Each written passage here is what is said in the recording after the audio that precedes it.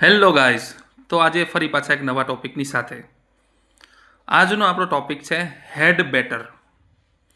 Had better ઇંગ્લિશની અંદર એક semi model ગણવામાં આવે છે, જેનો યુઝ શુડ જેવો હોય છે. જે શુડ એક મોડલ છે, એનો જ્યારે આપણે વાક્યમાં યુઝ કરીએ તો વાક્યની અંદર એની મદદથી આપણે કોઈને સલાહ આપતા હોય, મતલબ કે એડવાઇસવાળું વાક્ય બને છે. પરંતુ જો આપણે કોઈને સ્ટ્રોંગ એડવાઇસ આપવા માગતા હોઈએ તો એના માટે શુડને બદલે આપણે હેડ બેટરનો યુઝ કરવો પડે. હેડ બેટર પછી તમારે base form of the verb એટલે કે V1નો યુઝ કરવાનો હોય છે. અને જો નેગેટિવ વાક્ય હોય તો હેડ બેટર પછી નોટ અને ત્યાર પછી base form of the verb એટલે કે V1નો યુઝ કરવાનો હોય છે. તો જ્યારે હેડ બેટરથી આપણે સેન્ટેન્સ બનાવીએ છીએ તો સ્ટ્રોંગ એડવાઇસવાળું સેન્ટેન્સ બને છે, અને ઘણી વખત એનો અર્થ વોર્નિંગ જેવો અથવા તો અર્જન્સીવાળો પણ થતો હોઈએ છે. કેવી રીતે? તો ચાલો વાક્યની અંદર જોઈએ.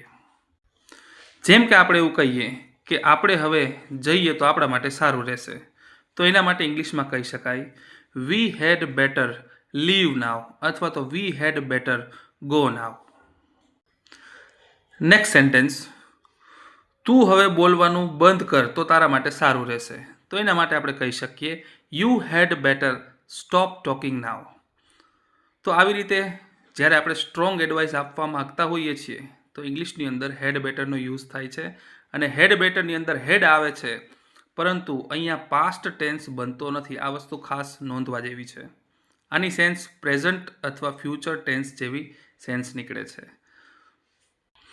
જેમ કે આપણે કહીએ કે આપણે હવે નીકળવું જોઈએ, મતલબ કે આપણે હવે અહીંથી નીકળીએ તો આપણા માટે સારું રહેશે, નહીતર આપણી બસ મિસ થઈ જશે.